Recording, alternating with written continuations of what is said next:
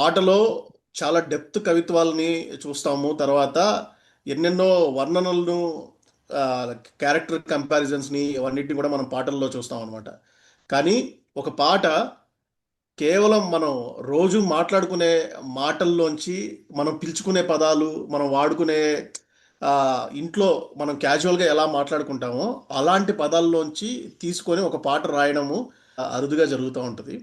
So అలాంటి పాటల్లో ఒకటి రండి రండి రండి దయచేయండి అనేసి మన రుద్రవీణ సినిమాలో ఉన్న ఈ పాట అనమాట.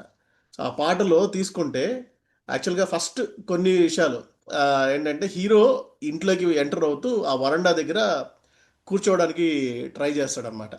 అక్కడ అంటారు, తగిన చోటు కాదిది తమబోటి వారికి ఇక్కడ, ఈ గదిలో నాన్నగారు వాయిదాల వరాలయ్య, గడప దాటి అటు వస్తే ఆయన పేరు స్వరాలయ్య అంటాడు స్వరాలకి అనమాట. ఆమె అది వచ్చేసి మళ్ళా వాళ్ళ నాన్న ఏమంటాడంటే, క్లయింట్లు కంప్లైంట్లు కంప్లైంట్లు. మసలే ఈ గది బారు, తక్కిన నా గృహమంతా గానకలకి దర్బారు.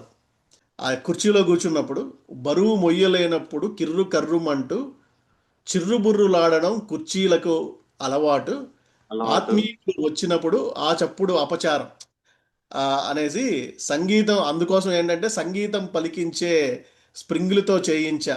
సో ఈ పదాలు ఇలా ఏంటంటే యాక్చువల్గా ఇది ఎందుకంటే ప్రతి సందర్భంలోనూ అంటే ఆయన ఇంట్లోకి ఎంటర్ అవుతాడు, అక్కడ వరండాలో కూర్చోవాలనుకుంటాడు, అక్కడ దాన్ని ఒక లైన్గా తీసుకున్నారు పాటగా.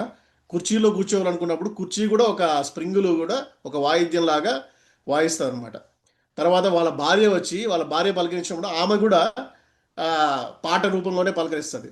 సో తర్వాత వాళ్ళ ఇంట్లో ఒక ముసలాయన ఉంటాడనమాట. ఆయన దగ్గుతూ ఉంటాడు.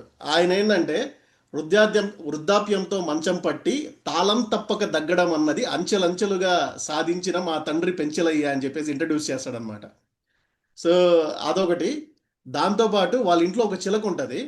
ఆ చిలక కూడా ఒక రండి తను రండి వాళ్ళతో రండి. మాట్లాడేటప్పుడు ఒక సంగీత ఒక అంటే ఒక రాగంతోనే మాట్లాడుతుంది అనమాట. వాళ్ళ ఇంటికి వచ్చే ఒక పోస్ట్ మెన్ కానీ, సో ఇట్లా ప్రతిదీ వాళ్ళ ఇల్లు మొత్తం ఒక సంగీతంతో. సో పని ఇదంతా మనిషి. కూడా ఒక అంబియన్స్, ఇదంతా కూడా ఏంటంటే ఒక పాట లాగా అదంతా కూడా యాక్చువల్గా కాన్వర్సేషన్స్లో జరగచ్చు.